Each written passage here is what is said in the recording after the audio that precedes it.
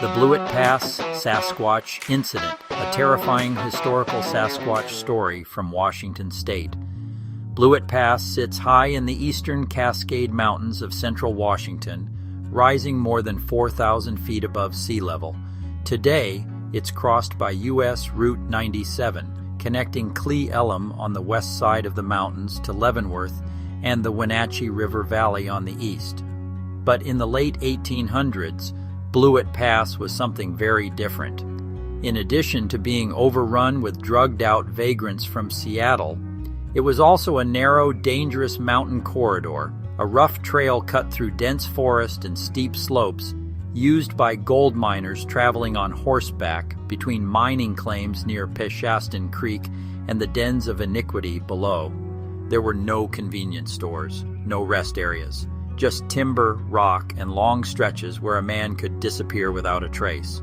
According to an old frontier story passed down through generations, after a hard night of drinking, a small group of gold miners were descending the eastern slope of Blewett Pass on a booze run, heading toward what is now the city of Leavenworth. They had been working claims in the hills above Peshastin Creek and were eager to reach the liquor stores in the valley before they closed to pick up some whiskey, fat 40s, and smokes. Not long after beginning their descent, one of the men, who smoked a lot of weed, suddenly sensed something was wrong. He believed they were being followed, and his paranoia had nothing to do with the marijuana he had been smoking. At first, it was only a feeling, the sense that something was moving when they moved, stopping when they stopped.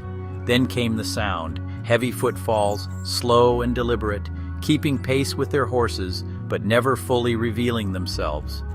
When the miners looked back into the trees lining the trail, they caught glimpses of large, upright figures moving just inside the forest. They stayed partially hidden, but they were unmistakably tall, far taller than any man, and reeked of rotten cheese and dirty ass. The miners, scared shitless, urged their horses forward, but the creature followed for miles. At times, they paralleled them along steep slopes above the trail, terrain so rugged that no human could reasonably travel there on foot. They moved with ease, as if the mountains themselves were familiar ground. The men later described them as broad-shouldered, covered in dark hair, and walking upright like a man, but moving with a confidence that felt terribly wrong. Fear began to take over.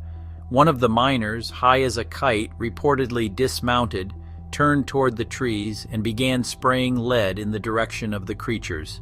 The cracking of rifle echoed through the pass, bouncing off the ridgelines and disappearing into the forest. For a moment, everything went silent. Then the sound of a deep, echoing laughter could be heard. The figures retreated, but did not leave. They continued to shadow the frightened miners from a greater distance, watching, tracking, waiting. The miners rode hard until they reached lower ground near the Wenatchee River Valley, where the forest thinned and the sense of being watched finally faded. They never saw the creatures again, but none of them ever forgot it. They described the creatures afterward as giant hairy man-like beasts, a mountain devil of sorts, something not quite animal and not quite human. And then, like many frontier stories, it was told quietly, and eventually only in fragments. Why this story still matters.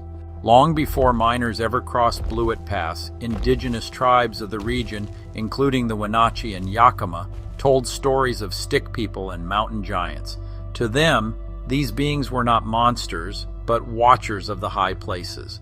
However, they disliked Whitey tremendously. The miners may not have known those stories, but they may have crossed paths with the same thing. Why Blewett Pass? Blewett Pass is a natural funnel, a narrow crossing through rugged terrain that every traveler had to use. If a creature lived in the Cascades and wanted to observe, stalk, kill, and eat humans without being seen, this would be the place. Even today, modern Bigfoot sightings continue to cluster around the pass.